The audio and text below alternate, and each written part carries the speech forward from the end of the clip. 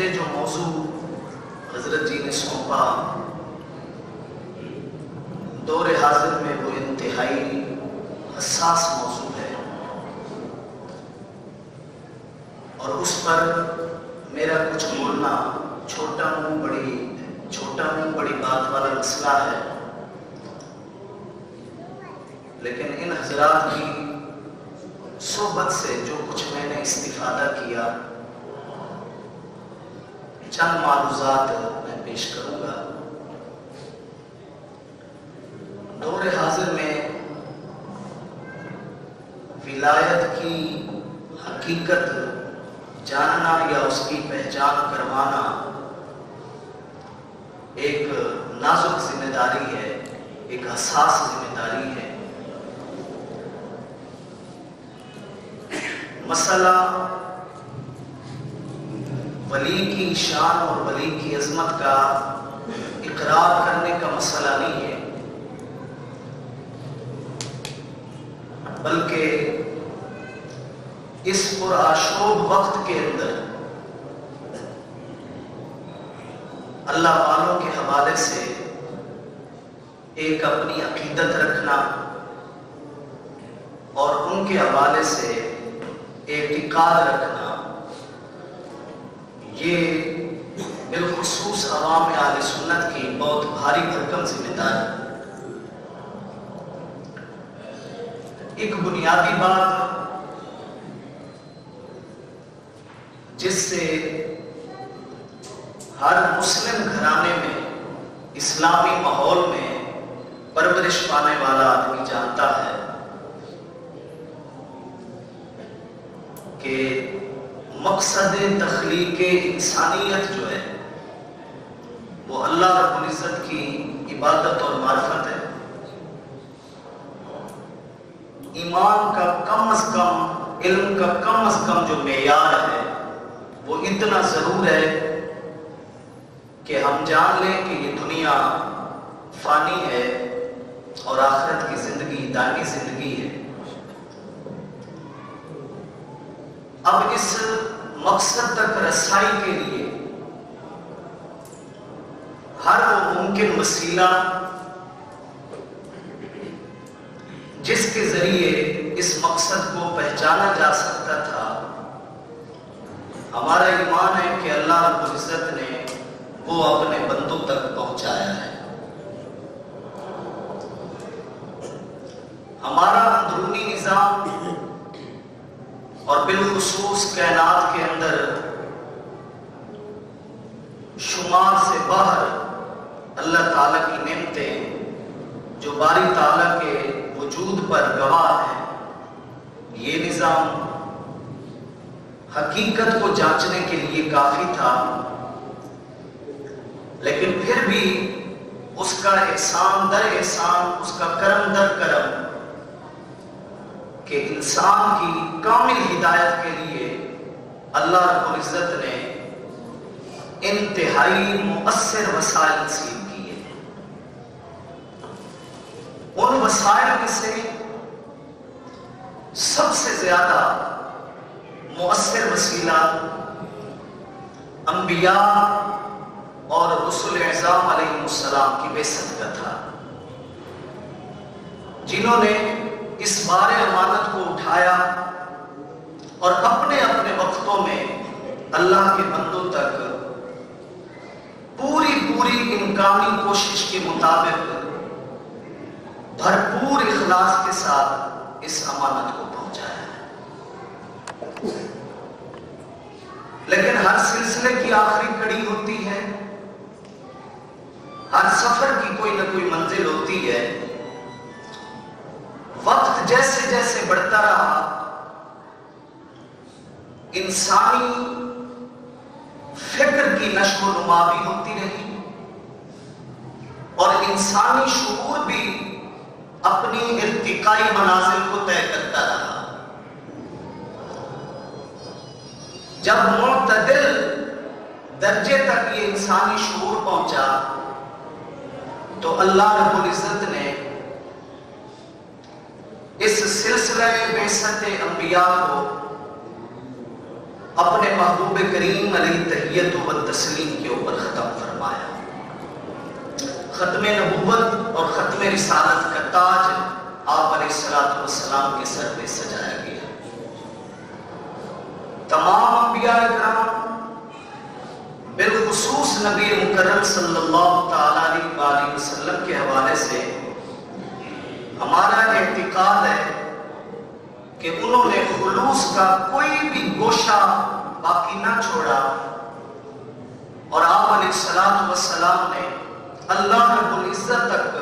پہنچنے کے لیے، قرب الہی کے لیے ہر راستے کے بارے میں مکمل طور پر اپنی امت کو آگاہ فرمایا۔ آپ عرفان خداوندی کی ناطق دلیل تھے۔ بارگاہ الہی تک پہنچنے کے لیے جتنے بھی ابہامات تھے، جتنے بھی حجابات تھے، آپ نے سب کو دور کیا۔ جنت کے مستحق ہونے کے لیے، دوزخ سے بچنے کے لیے، نیکی اور بدی کا جو بھی معیار تھا آپ علیہ السلام نے اس کو واضح اور کھلم کھلا کر کے پہنچایا ہے۔ ویسے تو تمام انبیاء کرام علیہ السلام کا یہی ایک منصب تھا، لیکن بالخصوص آپ علیہ السلام کا فرائض منصبی میں جن چیزوں کو بنیادی اہمیت دی گئی وہ کتاب و حکمت کی تعلیم تھی، اور اس کے ساتھ ساتھ تزکیہ نفوس کا منصب تھا۔ جناب حضرت ابراہیم علیہ السلام نے جب دعا کی، یا قرآن مجید کے اندر اللہ رب العزت نے اپنے محبوب کا تعارف کرایا، قرآن مجید کی دوسری سورت سورہ بقرہ آیت نمبر 129 آیت نمبر 151 کے اندر اسی مضمون کو بیان کیا گیا کہ یہ میرا آخری رسول میرے بندوں پر میری نازل کردہ کتاب کی تلاوت بھی کرتا ہے، حکمت و دانش کی تعلیم بھی دیتا ہے، اور ساتھ ساتھ تمہارے باطن کو پاک بھی کرتا ہے۔ آپ علیہ السلام نے جس حکمت کے ساتھ اور موضع حسنہ کے ساتھ ان فرائض منصبی کو نبھایا ہے، اس کی بھی مثال نہیں ملتی۔ اور نبی مکرم صلی اللہ تعالی علیہ وسلم کے دل کے اندر، سینے میں جو سب سے زیادہ درد بیدار تھا وہ یہی تھا کہ زیادہ سے زیادہ انسان جہنم سے نکل کر جنت کے مستحق ہو جائیں، اور صدیوں سے بچھڑی مخلوق اپنی خالق کی معرفت حاصل کر کے اپنے رب کی بارگاہ کے اندر جھک جائے۔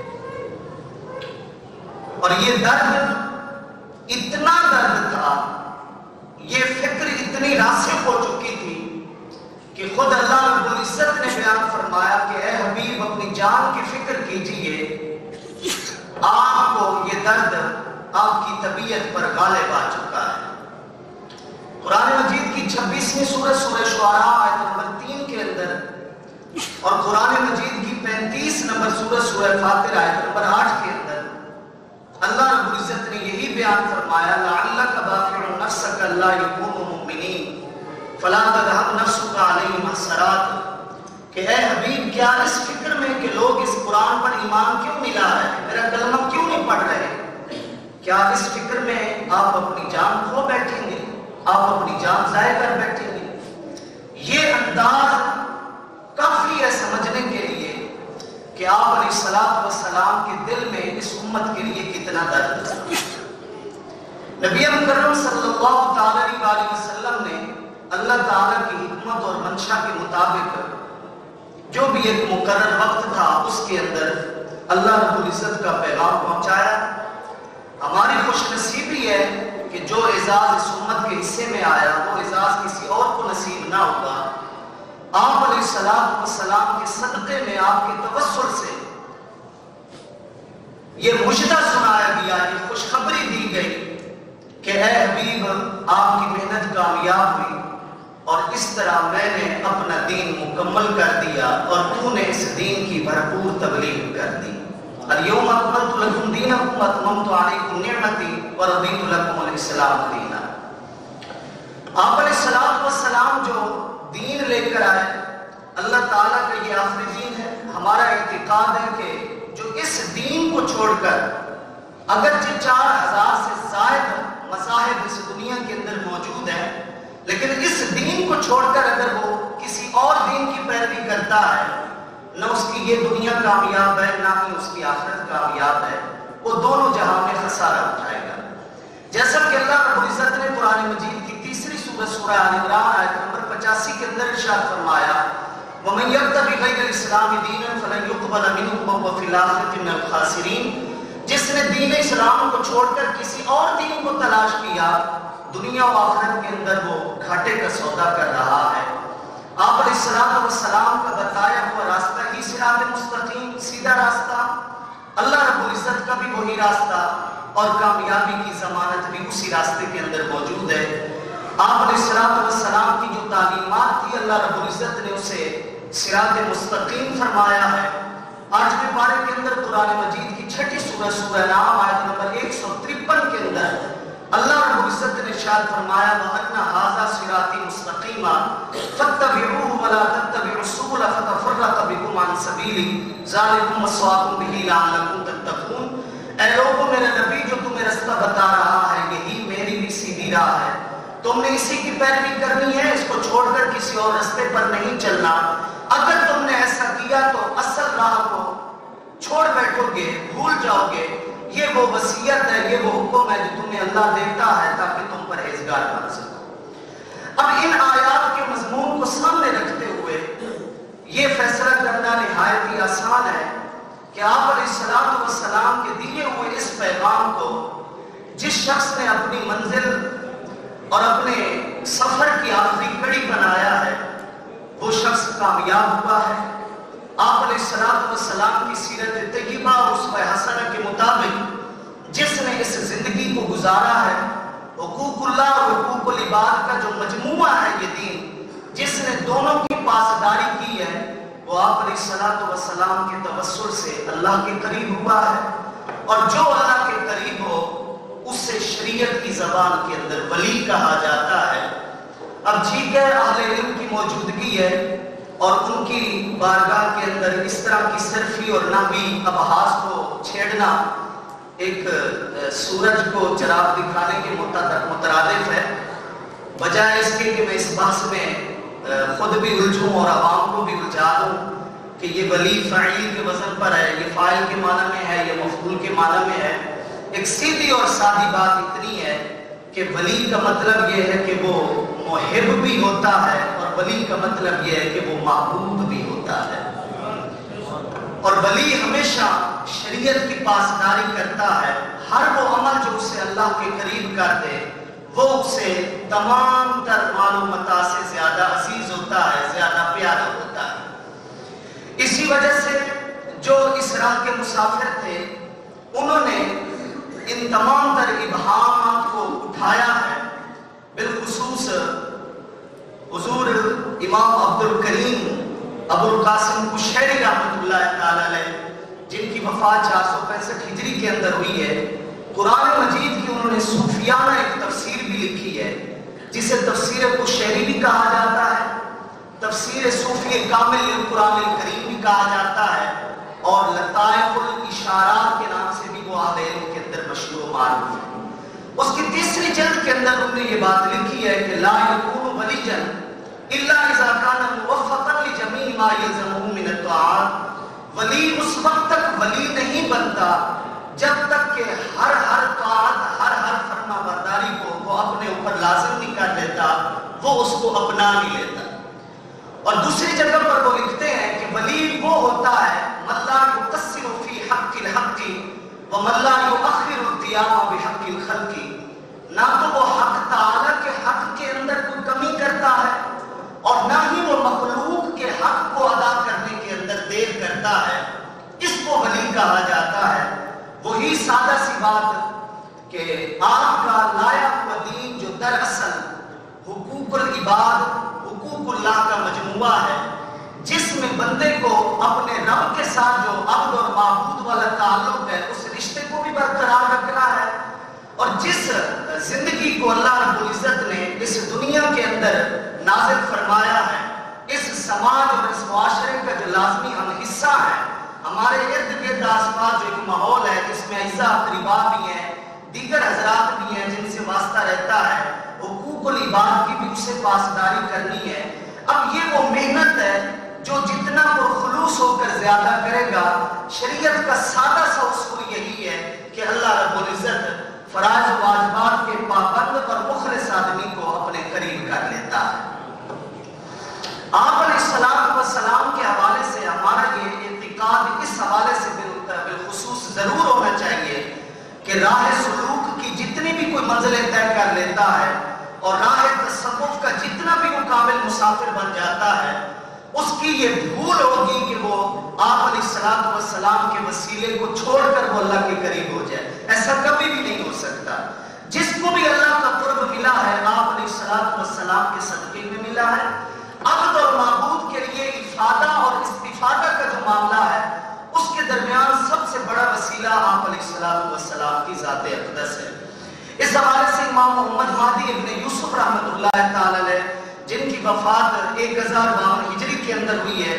انہوں نے مطالع المسرات شرح دلائل الخیرات کے صفحہ نمبر 7 کے اوپر یہ بات لکھی ہے کہ هو الواسطۃ العظمیٰ بین اللہ سبحانہ وتعالی وبین العباد وجميع النعم الحاصلة إليهم التي أعظمها لهداية الإسلام إنما هي ببركته صلی اللہ تعالی علیہ وسلم، کہ اللہ تعالیٰ اور بندے کے درمیان سب سے بڑا جو واسطہ ہے، سب سے بڑا جو وسیلہ ہے، وہ آپ علیہ السلام کی ذات ہے، اور تمام تر نعمتیں جو اللہ کی بارگاہ سے بندوں تک پہنچ رہی ہیں وہ آپ علیہ السلام کی برکت سے پہنچ رہی ہیں۔ بالخصوص سب سے بڑی عظیم نعمت جو دین اسلام کی ہدایت ہے، ایمان جیسی دولت کا نصیب ہونا ہے، اگر یہ نعمت اور یہ دولت بھی ہمیں نصیب ہوئی ہے تو آپ علیہ السلام کے صدقے میں ہوئی ہے۔ آپ دیکھیے عربی میں کہتے ہیں من لم یذق لم یدری، جو چکھتا نہیں ہے وہ جانتا بھی نہیں ہے۔ جانتا وہی ہے جس نے چکھ رکھا ہو۔ شہد کی مثال، شہد کی مٹھاس اسی کو دی جا سکتی ہے جس نے کبھی اس کو چاٹا ہو، کبھی اس کو چکھا ہو۔ اس راہ کو جنہوں نے اپنایا ہے، قرب الہی اور وصل وصال کے جام جنہوں نے پیے ہیں، آپ علیہ السلام کی وجہ سے ان کو قرب کی کتنی منزلیں، کتنے مدارج نصیب ہوئے ہیں، ان حضرات کی زبانی کلامی ہم اس بات کو سمجھ سکتے ہیں۔ علم ظاہر اور علم باطن کے امام حضرت سفیان بن عیینہ رحمۃ اللہ تعالی علیہ، معذرت کے ساتھ چونکہ اس محفل کے اندر عزیز طلبہ بھی موجود ہیں، عام طور پر کتابت کی غلطی ہو جاتی ہے یا لکھنے میں مشابہت ہوتی ہے، تو کئی حضرات کے منہ سے سفیان بن عینیہ سنا ہے کہ وہ اس طرح بولتے ہیں۔ اس صحیح اس کا تلفظ اور ضبط اعراب جو ہے وہ سفیان بن عیینہ ہے۔ 198 ہجری کے اندر ان کا وصال ہے۔ حضرت سفیان بن عیینہ رحمۃ اللہ تعالی علیہ فرمایا کرتے تھے انہو صلی اللہ تعالی علیہ وسلم هو المیزان الاکبر فعلیہ تعرض الاشیاء بخلقہ وسیرتہ وہدیہ فما وافقہ فهو الحق وما خالفہ فهو الباطل، کہ آپ علیہ السلام کی ذات اقدس ہمارے لیے سب سے بڑا ترازو ہے، سب سے بڑا میزان ہے۔ حقیقت اور فریب کو تولنے کے لیے، ناپنے کے لیے سب سے بڑا پیمانہ آپ علیہ السلام کی سیرت طیبہ ہے۔ آپ کے اخلاق، آپ کی ہدایت، آپ کی تعلیمات، آپ کی اسوہ حسنہ کے مطابق اشیاء کو دیکھا جائے گا۔ جو چیزیں آپ علیہ السلام کی سیرت کے مطابق ہوں گی ان کو ہم حق کہیں گے، اور جو آپ علیہ السلام کی تعلیمات کے خلاف ہوں گی ان کو ہم باطل کہیں گے، اس کو ہم حق کا نام نہیں دے سکتے۔ تو اس سے پتہ چلا کہ حق اور باطل کا جو معیار ہے وہ آپ علیہ السلام کی ذات اقدس ہے، اور آپ علیہ السلام کا لایا ہوا دین ہے۔ اور ولی بھی تب ولی بنتا ہے جب آپ علیہ السلام کو وہ وسیلہ بنا کر، آپ کی تعلیمات کو وہ مشعل راہ بنا کر اللہ رب العزت کے قرب کی منزلیں طے کرنا وہ شروع کرتا ہے۔ اور آپ علیہ السلام کو جب وہ وسیلہ بنائے گا تو ظاہر ہے وہ وسیلہ اس شریعت کو بنائے گا، اس قرآن و سنت کو بنائے گا۔ بد نصیبی ہے بالخصوص اس 15ویں صدی کے اندر کچھ باتیں، کچھ بزرگوں کی وہ باتیں جن کا ظاہری معنی کچھ اور ہے اور باطنی معنی کچھ اور ہے، ان کو بنیاد بنا کر اس مقدس فریضے کے اندر جس طرح شکوک اور شبہات کو ڈالا گیا ہے، اور بالخصوص سادہ ذہن رکھنے والے لوگوں کے لیے مشکلات پیدا کی گئی ہیں اور ان کو صحیح معنوں میں باعمل اہل علم سے دور کر دیا گیا ہے۔ اس حوالے سے میں سمجھتا ہوں یہ بہت اہم موضوع ہے اور میرے ذہن میں اس موضوع کو جو لگایا گیا اس کی حقیقت بھی اسی حوالے سے ہے۔ دیکھیے ایک اصول ہماری شریعت کے اندر ہے، درء المفاسد اولیٰ من جلب المصالح۔ بعض اوقات کچھ کام ایسے ہوتے ہیں جن میں مقصود کوئی نہ کوئی مصلحت حاصل کرنا ہوتا ہے، لیکن مصلحت کو حاصل کرتے کرتے اگر کوئی فسادات کا دروازہ کھل جاتا ہے، شریعت کی خلاف ورزی لازم آتی ہے اور اصول شریعت کے خلاف کرنا کوئی اس طرح کے ارتکابات کا سامنا کرنا پڑتا ہے، تو ایسے مواقع پر علماء نے ایک شریعت کے مزاج کو سامنے رکھتے ہوئے اصول دیا ہے کہ پھر آپ مصلحت کو حاصل نہ کریں، سب سے پہلے فساد کا دروازہ بند کریں۔ اس کی سادہ سی مثال یہ ہے کہ آپ علیہ السلام کی قلبی خواہش تھی کہ یہ جو حتیم کعبہ ہے، ایک چھوٹا سا حصہ ہے جس کی مڈیر بنائی گئی ہے، اللہ رب العزت ہم سب کو حرمین طیبین کی پاکیزہ بادت حاضری نصیب فرمائے۔ جو جا چکے ہیں وہ اس چیز کو اچھی طریقے سے سمجھتے ہیں۔ تو آپ علیہ السلام کی ایک خواہش تھی کہ اس کو کعبہ کا حصہ ہی بنا دیا جائے، لیکن ساری عمر آپ علیہ السلام نے عملی طور پر اس خواہش پر عمل اس لیے نہیں کیا کہ آپ نے فرمایا بخاری شریف کی روایت کے مطابق حضرت عائشہ صدیقہ رضی اللہ تعالیٰ عنہ کو کہ اگر کعبہ کو منہدم کیا جاتا ہے، اس کی دیواروں کو گرایا جاتا ہے، تو جو نو مسلم لوگ ہیں، جو نئے نئے مسلمان ہوئے ہیں، ان کے لیے کعبہ کو گرانے کا جو ایک مسئلہ ہے وہ ان کو ہضم نہیں ہو سکے گا اور وہ اس مسئلہ کی بجائے وہ طرح طرح کے شکوک و شبہات کا شکار ہو جائیں گے۔ تو آپ علیہ السلام نے مفاسد کا دروازہ بند کرنے کے لیے اپنی اس خواہش کو جو ہے وہ عملی جامہ اس کو نہیں پہنایا۔ یہ ایک سادہ سی مثال ہمارے سامنے ہے کہ آپ نے کس طرح کی شریعت کا کیسا ہمارے سامنے ایک تصور رکھا ہے۔ تو دور حاضر میں میرے خیال میں ولی کی عظمت میں تو کسی کو بھی شک نہیں ہے۔ جب بھی ولی کا نام آتا ہے ہماری رگ رگ گواہی دیتی ہے اس کی عقیدت کے حوالے سے، بلکہ آج کے دور میں اگر کسی کے تعارف کے لیے اتنا بھی کہہ دیا جائے کہ یار اللہ کا بہت بڑا نیک بندہ ہے، تو آپ یقین کیجئے ہمارے دل و دماغ کے اندر ایک محبت جاگ اٹھتی ہے۔ یہ ایک فطرت کی گواہی ہے جو اللہ رب العزت نے ہمارے دلوں کے اندر رکھ دی ہے، اس میں کوئی شک نہیں۔ لیکن بات سمجھنی یہ ہے کہ کسی بھی ولی کی ولایت کے ثبوت کے لیے کیا یہ ضروری ہے کہ شریعت کے اصولوں کے ساتھ مذاق اڑایا جائے اور اپنے فریب کو، اپنے کچھ مذموم ارادوں کو چھپانے کے لیے ایک فرق کر دیا جائے کہ جناب یہ لوگ ظاہر والے ہیں اور ہم لوگ باطن والے ہیں، جو فرائض و واجبات کی پابندی کرتے ہیں ان کا کام ہے ساری عمر ظاہر کو دیکھنا اور چھلکے کی طرف رہنا، اور ہم ان چیزوں سے اب دور ہو چکے ہیں کیونکہ ہمارا کام ہے مغز کو سامنے رکھنا اور اصل چیز کی طرف آنا۔ اس طرح کی باتیں کر کے دراصل لوگوں کو قرآن و سنت سے دور کر دیا جاتا ہے۔ تو دور حاضر میں محض یہ ایک محفل کافی نہیں ہے، یہ ایک کوشش اور کاوش ہے مخلصانہ، اللہ اس کے اندر برکت ڈالے، لیکن سب سے زیادہ ضرورت ہے کہ جس صاحب کا جتنا بھی حلقہ احباب وسعت رکھتا ہے، ہم ایک اچھی حکمت کے ساتھ، پیار بھرے انداز کے ساتھ اس ماحول کو زیادہ سے زیادہ اجاگر کریں کہ بھائی ولایت ہے یا طریقت ہے وہ ہرگز قرآن اور سنت کے خلاف کوئی اور چیز نہیں ہے۔ اس شریعت کی تکمیل کے لیے، اس شریعت کو عملی جامہ پہنانے کے لیے قرآن و سنت کی باتیں صرف قولی اور لسانی نہ ہو بلکہ عملی طور پر بھی نظر آئے۔ اس شریعت کے اوپر جب بندہ عمل کرتے کرتے اپنے آپ کو شریعت کے مطابق ایک طبیعت بنا لیتا ہے، اپنی عادت بنا لیتا ہے، اسے طریقت کا نام دیا جاتا ہے۔ تصوف کی کوئی ایسی شاخ نہیں ہے جس میں قرآن و سنت کے خلاف کوئی کام کیا جائے۔ یہی ہستی جن کا میں ایک بار آپ کو حوالہ دے چکا ہوں، تعارف مختصر کرا چکا ہوں، امام ابو القاسم قشیری رحمۃ اللہ تعالی علیہ، متوفی 465 ہجری رحمۃ اللہ تعالی علیہ کا رسالہ قشیریہ جو ہے، حضرات سمجھتے ہیں، ارباب المدارس موجود ہیں کہ فکر تصوف کے اندر اس کو ماخذ کا درجہ حاصل ہے، یہ ایک بنیادی رسالہ شمار ہوتا ہے۔ آپ نے اس کے اندر یہ بات لکھی ہے کہ اصل التصوف ملازمت الکتاب والسنت وترک الاہواء والبدع۔ کہ تصوف کی جو بنیاد ہے، تصوف کی جو جڑ ہے، وہ کتاب اور سنت کو مضبوطی سے پکڑنا ہے اور بدعات جو ہیں اور خواہشات جو ہیں ان سے جان چھڑانا ہے۔ جو اس چیز کو اپنا لیتا ہے وہ در حقیقت صوفی ہے اور در حقیقت وہ تصوف کی راہ کا مسافر ہے۔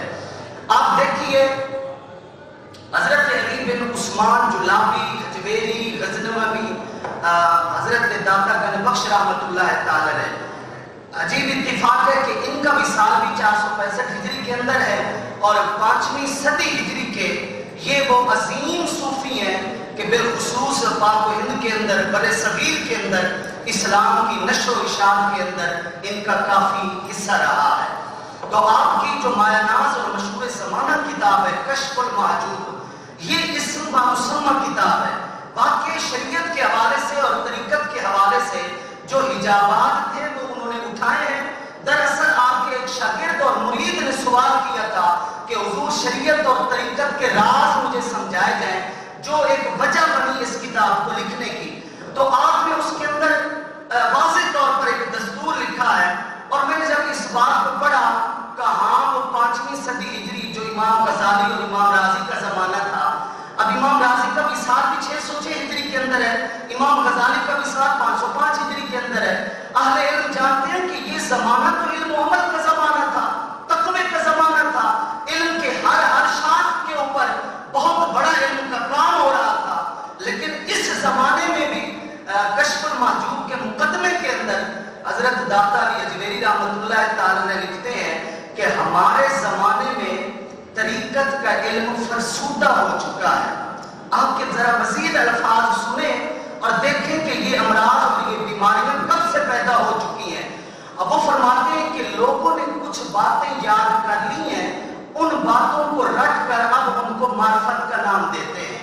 لوگوں نے خواہشات نفس کا نام شریعت رکھ لیا ہے،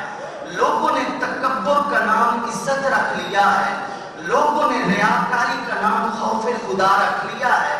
لوگوں نے مجادلہ اور جھگڑے کا نام مناظرہ رکھ لیا ہے، اور پیغمبر کی شریعت کو چھوڑ دینے کا نام لوگوں نے طریقت رکھ لیا ہے۔ یہ حضرت داتا علی حجویری رحمۃ اللہ تعالی علیہ اپنے زمانے کی یہ بات کر رہی ہے۔ اس سے پتہ چلا کہ اس مقدس فریضے کے اوپر ڈاکے بہت پہلے سے ڈالے جا رہے ہیں، اور اس کے تقدس کے اندر بھرپور کوشش کی گئی کہ ملاوٹ ڈالی جائے، اور دراصل اس کے پیچھے چھپی ہوئی خواہش نفس جو ہے اس کو اجاگر کیا جائے، اس کو فروغ دیا جائے۔ تو آپ نے واضح طور پر فرمایا کہ جس نے صرف ظاہر کی اصلاح کی اور باطن کی اصلاح نہ کی وہ در حقیقت منافق ہے، اور جس نے باطن کو پکڑا اور اس نے ظاہر کی اصلاح نہ کی وہ بھی بے دین ہے۔ کامل مومن وہ ہے جو باطن کی بھی اصلاح کرتا ہے، جو ظاہر کی بھی اصلاح کرتا ہے۔ اور اس کے بعد جو آپ نے حضرت یحییٰ بن معاذ رازی رحمۃ اللہ تعالی علیہ کا ایک قول نقل کیا ہے، میں سمجھتا ہوں ہمارے اس موضوع کو سمجھنے کے لیے وہ حرف آخر قول ہے، جس پر بہت زیادہ حضور داتا علی حجویری رحمۃ اللہ تعالی علیہ نے زور دیا ہے۔ فرمایا کہ اجتنب صحبت ثلاثۃ اصناف من الناس، اے لوگوں 3 قسم کے لوگوں کی صحبت سے ہمیشہ بچ کر رہنا۔ اللہ کرے ہم بچ جائیں۔ اور جو ایک مقصد ہے آج کے جمع ہونے کا اور اس حساس موضوع کو چھیڑنے کا، اور 1 سے 2 خطاب میں نے بھی علامہ رجب علی نعیمی رحمۃ اللہ تعالی علیہ کے سنے تھے، اور اس کے بعد ایک اللہ رب العزت کی قدرت کا ایک فیصلہ تھا کہ میں مزید نہ سن سکا، لیکن ان کی فکر بھی دراصل یہی فکر تھی کہ شریعت کے نام پر جو ایک مذاق اڑایا جا رہا ہے، فقیری اور تصوف کے نام پر قرآن و سنت کی جو خلاف ورزیاں ہو رہی ہیں، ان کی بھی فطرت اور طبیعت یہی بن چکی تھی کہ وہ عوام اہل سنت کو اس حوالے سے بیدار کرنا چاہتے تھے۔ تو اللہ کرے ہم بچ جائیں ان 3 قسم کے لوگوں کی صحبت سے۔ نمبر 1 العلماء الغافلین، بے عمل اور غافل علماء کی صحبت سے ہمیشہ بچنا۔ نمبر 2 والفقراء المداہنین، مکار اور دھوکے باز فقیروں کی صحبت سے بھی بچ کر رہنا۔ نمبر 3 والمتصوفۃ الجاہلین، ان پڑھ اور جاہل صوفیوں کی صحبت سے بھی بچ کر رہنا۔ حضرت یحییٰ بن معاذ رازی رحمۃ اللہ تعالی علیہ کا قول ہے، جسے ایک اہتمام کے ساتھ اور بڑا زور دے کر حضور داتا علی اجمیری رحمۃ اللہ تعالی علیہ نے لکھا ہے۔ میرے خیال میں یہاں بیٹھنے والے ہیں یا کوئی بھی ایک سچا مخلص مسلمان ہے، اسے حضور داتا علی اجمیری رحمۃ اللہ تعالی علیہ کی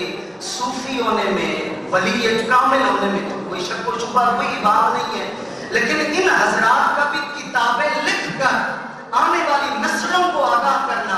یہ کم از کم ہمارے لیے اتنا تو درس چھوڑ رہا ہے، اس فکر کو تو فروغ دے رہا ہے کہ یہ معاملہ ہے بڑا حساس ہے۔ بسا ابلیس آدم روئے ہست، پس بہر دستے نبایت داد دست،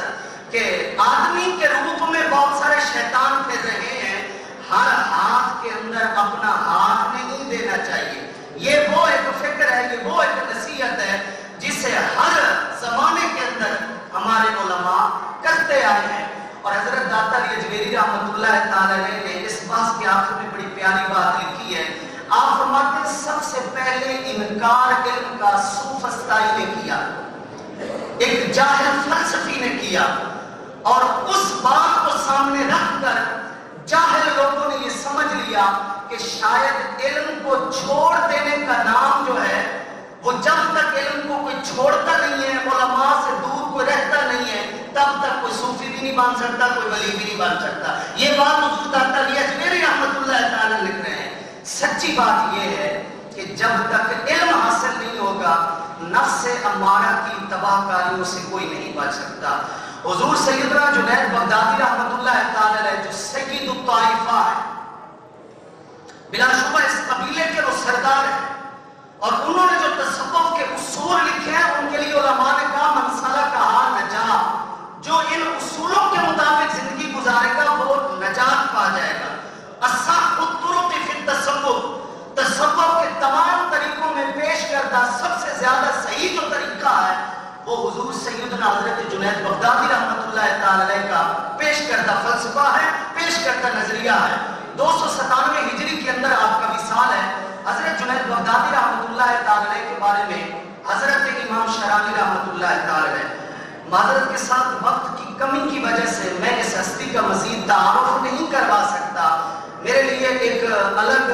محفل مجھے مطلوب ہے، پورا ایک موضوع مطلوب ہے کہ میں حضرت امام شرانی رحمۃ اللہ تعالی علیہ کی شخصیت اور آپ کے فکر تصوف کے اوپر الگ گفتگو کروں، لیکن آپ کی کتاب الیواقیت والجواہر فی بیان عقائد الاکابر کے صفحہ نمبر 206 کے اوپر آپ نے حضرت جنید بغدادی رحمۃ کے حوالے سے جو ایک بات لکھی ہے اس کو ذرا سمجھیے کہ صوفیان اور بزرگان دین کا دراصل مذہب کیا تھا۔ انہوں نے علم شریعت کو سامنے رکھ کر علم شریعت کو لازم پکڑتے ہوئے انہوں نے علم طریقت کو کس طرح فروغ دیا۔ حضرت امام شرانی رحمۃ اللہ تعالی علیہ لکھتے ہیں کہ حضرت جنید بغدادی علیہ رحمہ کے پاس کچھ لوگ آئے اور انہوں نے آ کر یہ بات کہی کہ حضور ہمارے ہاں کچھ لوگ ایسے پیدا ہو گئے، میں کہہ چکا ہوں کہ حضرت جنید بغدادی علیہ رحمہ کا زمانہ 3ری صدی ہجری ہے، 297 ہجری کے اندر ان کا وصال ہے، اور یہ ٹولہ یہ طبقہ اس وقت بھی پیدا ہو چکا ہے۔ حضور کچھ لوگ یہ کہتے ہیں کہ انما التکالیف کانت وسیلۃ الی الوصول وقد وصلنا،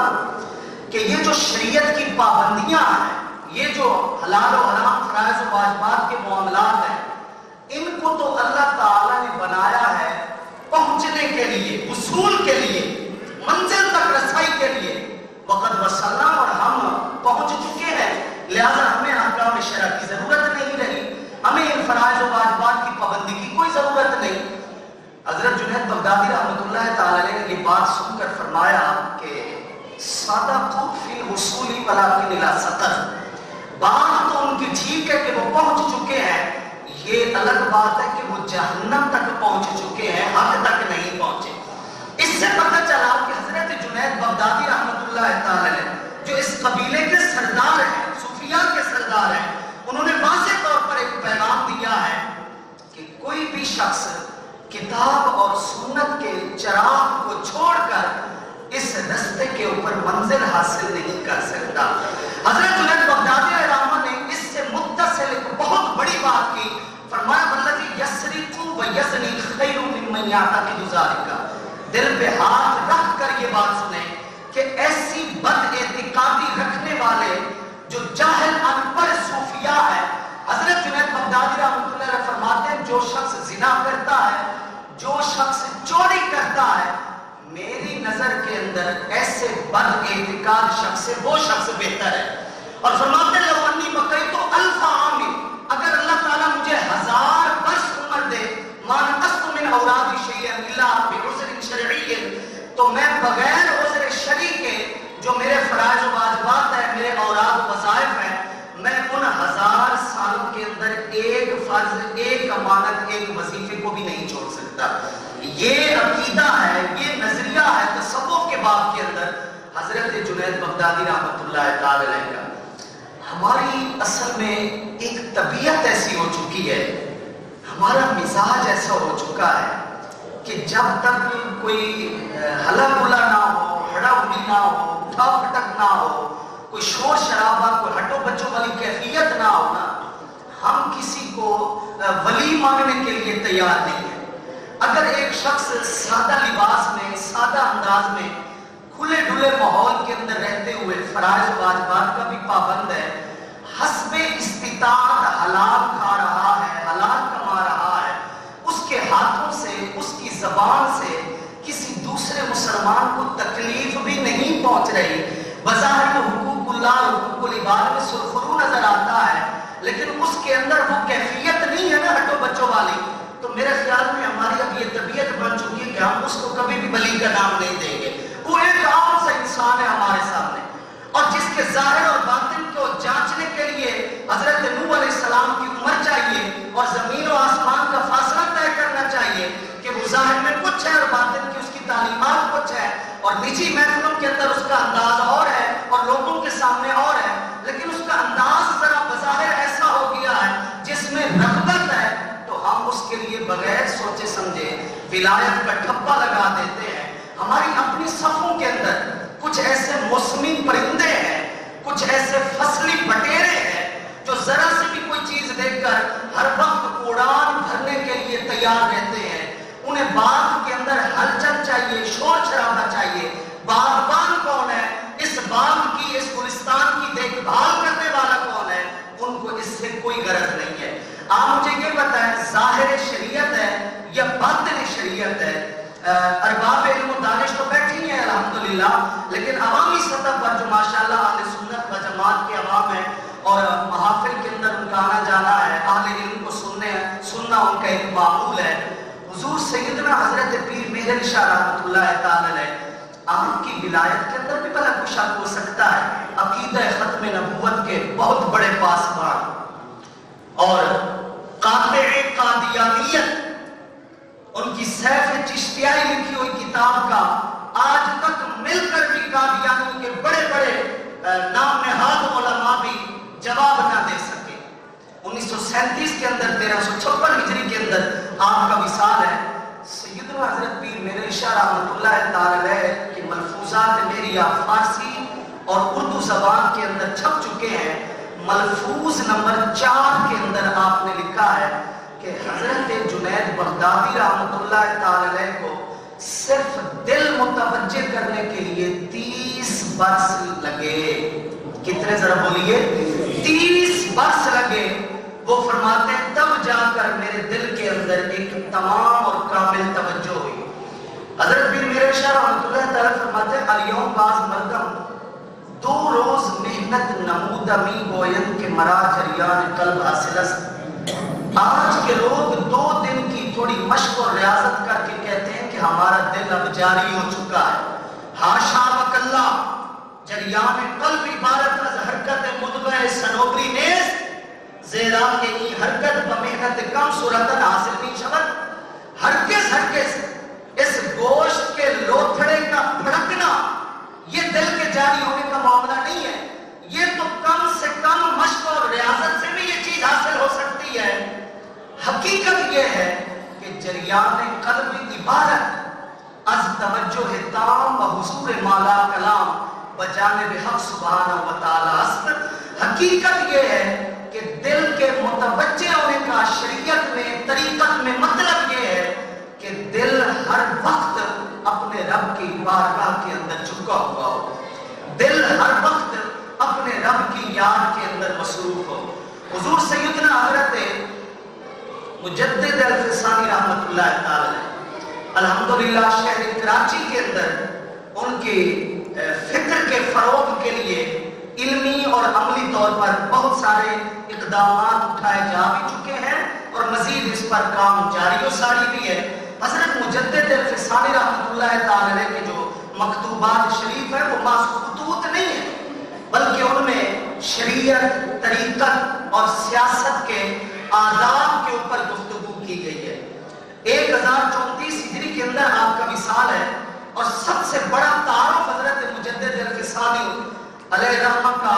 वो है जो इस उम्मत के नब्बाज शायर मशरिक़ अल्लामा डॉक्टर इकबाल ने पेश किया कि गर्दन न झुकी जिसकी जहांगीर के आगे, जिसके नफस गरम से है गर्मी आहरार, वो हिंद में सरमाए मिल्लत का निगहबां, अल्लाह ने बर वक्त किया जिसको खबरदार। हजरत मुजद्दिद अल-फिसानी रहमतुल्लाह तआला के मकतूबात शरीफ का मुताला करें, आपने मकतूब नंबर 33 के अंदर एक बात लिखी है कि असल विलायत किस चीज का नाम है। और आप ये बात समझें कि बज़ाहिर दुकान के ऊपर बैठे किसी नेक शख्स को आपने तो दुनियादारों में ठप्पा लगाकर उसको तो विलायत से निकाल दिया है, लेकिन इस 15वीं सदी में महंगाई के इस दौर में अगर कोई शख्स दुकान के ऊपर बैठकर भी तिजारत के शरई उसूलों के मुताबिक काम कर रहा है और वो फराइज़ और वाजिबात का भी पाबंद है,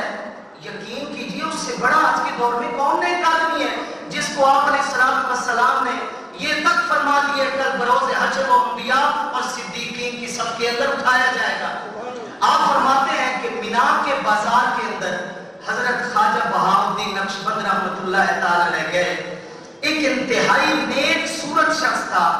जिसकी तरफ दिल चाहता था कि कुर्ब उसका इख्तियार किया जाए और उससे मिला जाए, लेकिन बाजार में जब हजरत ख्वाजा बहाउद्दीन नक्शबंद रहमतुल्लाह तआला जाते हैं और जाकर देखते हैं कि वो शख्स 50,000 दीनार का कारोबार कर रहा है। 50,000 दीनार कोई मामूली रकम नहीं है मेरा भाई। दीनार एक सोने का सिक्का हुआ करता था, 50,000 दीनार का मुत्ताजिर है। हजरत ख्वाजा बहाउद्दीन नक्शबंद रहमतुल्लाह तआला फरमाते हैं जब मैंने उसके दिल के ऊपर निगाह डाली तो उसके हाथों में तो 50,000 दीनार थे, लेकिन उसके दिल में खुदा के जिक्र के सिवा कुछ भी नहीं था। अल्लाह रब्बुल इज्जत ने कुरान मजीद की 24वीं सूरत सूरह नूर आयत नंबर 37 के अंदर यही दस्तूर बयान फरमाया है कि रिजालुन ला तुल्हीहिम तिजारतुन वला बैउन अन ज़िक्रिल्लाह, कि बाजार को लोग तिजारत और खरीदो फरोख्त में मसरूफ रहते हैं, लेकिन इसके बावजूद भी वो मेरी याद से गाफिल नहीं होते। आप यकीन कीजिए विलायत का मफहूम इंतहाई सादा है, आसानी के साथ उसको समझा जा सकता है और अल्लाह रब्बुल इज्जत का एक वादा है। और ये बात याद रखिए कि अल्लाह कभी भी अपने वादे की खिलाफ वर्जी नहीं करता और रब्बुल इज्जत का ये एक वादा है कि मेरी राह में जो जो कोशिश करेंगे मुखलिस होकर उनकी कोशिश रायगार नहीं जाएगी। अल्लाह रब्बुल इज्जत ने कुरान मजीद की 29वीं सूरत सूरह अनकबूत आखिरी आयत नंबर 69 के अंदर फरमाया वल्लज़ीना जाहदू फीना लनहदियन्नहुम सुबुलना, जिन लोगों ने हमारी राह में मुखलिस होकर कोशिश की हमने उनके लिए अपने रास्ते आसान कर दिए और वो हिजाबात हमने उठा दिए। तो जिन लोगों ने मुखलिस होकर तज़किया नफ्स करते हुए तहज़ीबुल अखलाक का इल्म पढ़कर उसके ऊपर अमल करते हुए फराइज़ और वाजिबात की पाबंदी करते हुए इसके ऊपर अमल किया है या क़यामत तक के लिए करेंगे, शरीयत की सीधी और सादी तशरीह यही है कि वो अल्लाह ताला के वली होते हैं, वो अल्लाह ताला के प्यारे होते हैं। जो उसूल तसव्वुफ है, जो उसूल तरीक़त है, दर हकीकत वही उसूल शरीयत है। बात सिर्फ पढ़ने और अमल करने के हवाले से हमें समझनी है। हजरत इमाम साहब बिन अब्दुल्लाह तुस्तरी रहमतुल्लाह तआला अलैह 380 हिजरी के अंदर इनका विसाल है। इनके तारुफ के लिए मेरे पास हजरत शेख फरीदुद्दीन रहमतुल्लाह तआला अलैह के तज़किरतुल औलिया फारसी मतबूआ के 326 नंबर सफर के ऊपर लिखी हुई बातों के सिवा और नहीं है। حضرت شیخ فرید الدین علیہ رحمہ لکھتے ہیں کہ امام سہل بن عبداللہ تستری رحمۃ اللہ تعالی علیہ سیاح بیدائے طریقت، وہ صحرائے طریقت کی سیر کرنے والے تھے، غواص دریائے حقیقت، وہ حقیقت کے دریا میں موتی چننے والے تھے، وہاں در وقت خلد سلطان طریقت بود،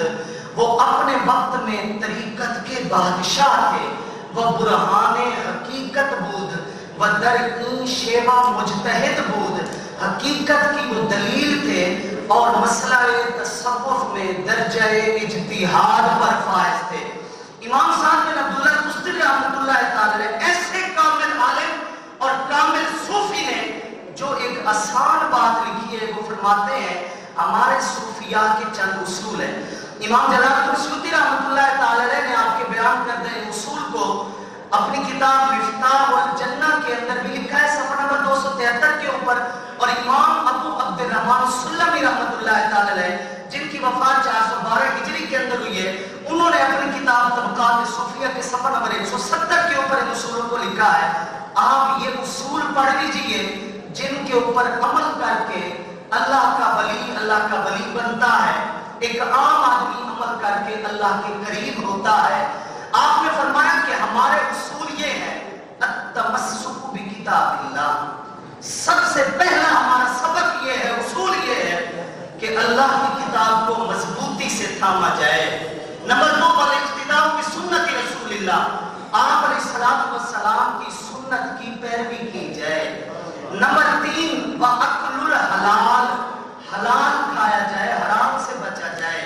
نمبر 4 وَكَفُّ الْأَذَىٰ، زبان اور ہاتھوں سے دوسرے مسلمانوں کو تکلیف دینے سے بچا جائے۔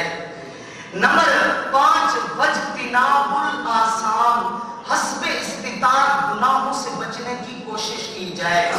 نمبر 6 وَأَدَاءُ الْحُقُوق، جتنے بھی حقوق ہم پر لازم ہیں ان کو ادا کیا جائے۔ آپ میرے دوستو غور سے سنیں کہ جو اصول امام صاحب بن عبداللہ تستری نے تصوف کے بیان کیے ہیں، ان میں سے کون سا کوئی ایسا ضابطہ ہے جو شریعت سے ہٹ کر ہے؟ یہی اصول طریقت ہے، یہی اصول شریعت ہے۔ راہ طریقت میں عقل و خرد کے ہوتے ہوئے ہوش و حواس کی سلامتی میں کوئی ایسا مقام نہیں آتا کہ انسان کتاب و سنت کی تعلیمات کو چھوڑ دے۔ حضرت امام شراوی رحمۃ اللہ تعالی نے لکھا ہے کہ غایت امر الاولیاء، اولیاء کے معاملے میں لب لباب اور خلاصہ کلام یہ ہے کہ انہم یتعبدون بشریعت محمد صلی اللہ تعالی علیہ وسلم قبل الفتح و بعدہ، کہ وہ شریعت محمدیہ کی ہمیشہ پاسداری کرتے ہیں، کشف ہونے سے پہلے، کشف ہونے کے بعد وہ اس کو چھوڑ نہیں سکتے، اور فرماتے ہیں متا ما خرجوا عن شریعت محمد انقطع عنہم الامداد، جب وہ حضور کی شریعت کو چھوڑے گا، جتنا بھی بڑا ولی ہوگا، اللہ کی طرف سے ملنے والی رحمت اس کے لیے بند کر دی جائے گی، کیونکہ اللہ کے قریب وہی ہو سکتا ہے جو آپ علیہ السلام کے لائے ہوئے دین کو سامنے رکھتے ہوئے اللہ کے قریب ہونا چاہتا ہے۔ تو دور حاضر میں اس بات کو دل میں جگہ دیجئے، اپنی فکر کی تربیت کیجئے اور اصلاح کیجئے کہ شریعت اور طریقت کا جو ایک معاملہ ہے، اس کو کتاب و سنت کے ساتھ پابند کیا جائے۔ کوئی ایسی ہرگز گنجائش نہ ہو کہ کسی ایسے کام کو ولایت کا نام دے دیا جائے جس کے اندر سراسر اصول شریعت کی خلاف ورزی لازم آتی ہو۔ ولی کے حق میں سب سے بڑی بات یہی ہوتی ہے کہ اگر اس کے اوپر کوئی حق آتا ہے تو وہ اس کے ادا کرنے میں انتہائی سنجیدہ ہوتا ہے، اور اگر اس نے کسی سے حق لینا ہوتا ہے تو عام طور پر وہ درگزر سے کام لیتا ہے، معافی سے کام لیتا ہے، وہ قلب کی اصلاح کرتا ہے، جس سے جسمانی نظام کی بھی اصلاح وابستہ ہے، جس سے روحانی نظام کی بھی اصلاح وابستہ ہے۔ میں آخر میں گزارش کروں گا، ماشاءاللہ ایک منتظمین اور اداروں کا انتظام سنبھالنے والوں کی بھی ایک اچھی خاصی تعداد موجود ہے کہ تقریر اور درس جو ہے ضرور ایک راہ دکھاتے ہیں اور اس کو خلوص دل سے سنایا جائے اور سنا جائے تو وہ ذریعہ ہدایت بھی ہے. لیکن 15ویں صدی کے اندر یہ فکری تربیت کو ایک اس طرح کی محض تقریروں سے مکمل نہیں ہوتی یہ ذمہ داری. میں گزارش کروں گا تمام حضرات سے جس کی جتنی تبلیغی سطح ہے اپنی اپنی سطح کے مطابق اس بات پر ضرور زور دیں.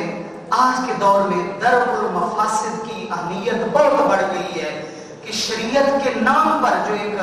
خود ساختہ دین کی تشریح ہے اس کے تمام تر حجابات اٹھائے جائیں، عوام کو اس سے آگاہ کیا جائے. میں حضرت والا قبلہ مفتی صاحب کی بارگاہ میں بھی گزارش کروں گا کہ آپ کا الحمدللہ تنظیم المدارس کے نصاب کے اندر رد و بدل مشورے کے حوالے سے کافی اثر و رسوخ ہے اور پوری تنظیم کی اور بورڈ کی انتظامیہ آپ کی رائے کو ترجیح دیتی ہے. کم سے کم جو موقوف علیہ کے درجات ہیں ان کے لیے اس نصاب کو ترتیب دیا جائے، شریعت اور طریقت کا خلاصہ پیش کر کے اس مضمون کو واضح کیا جائے. اگر بالفرض یہ بورڈ کی سطح پر کام نہیں بھی ہو سکتا تو نجی طور پر، پرائیویٹ طور پر ہم یہ اپنے اپنے اداروں میں یہ کام کر سکتے ہیں. اس مختصر نصاب کے لیے کوئی ایک چھوٹا سا رسالہ ترتیب دیا جائے اور اس کے پڑھانے کے لیے تدریسی فرائض کسی ایسے استاذ کے سپرد کیے جائیں جو اس ماحول سے کچھ آشنا بھی ہو اور یہ فکر بھی رکھتا ہو تاکہ وہ طلباء کو صحیح معنوں میں اس کے بارے میں آگاہ کر سکے. آج زہر کی بوتلوں کے اوپر یوں سمجھیے شربت بزوری کا نام دیا گیا ہے اور زہریلی گولیوں کے اوپر شہد کا لیپ کر کے بیچا جا رہا ہے اور دراصل ہوائے نفس کا جو چیز نام ہے اس کو طریقت کا نام دے کر شریعت کے ساتھ استہزاء کیا جا رہا ہے. ہم سب کو اپنی اپنی سطح کے مطابق مل کر یہ کام کرنا ہے اور دور حاضر میں اس ذمہ داری کو نبھانا ہے. اللہ رب العزت میری یہ گزارشات اپنی بارگاہ کے اندر قبول فرمائے اور ہم سب کے لیے اس کے اندر جو اصلاح کا سامان ہے اللہ رب العزت ہمیں اس کے مطابق اپنی زندگی گزارنے کی توفیق بخشے. وما علیہ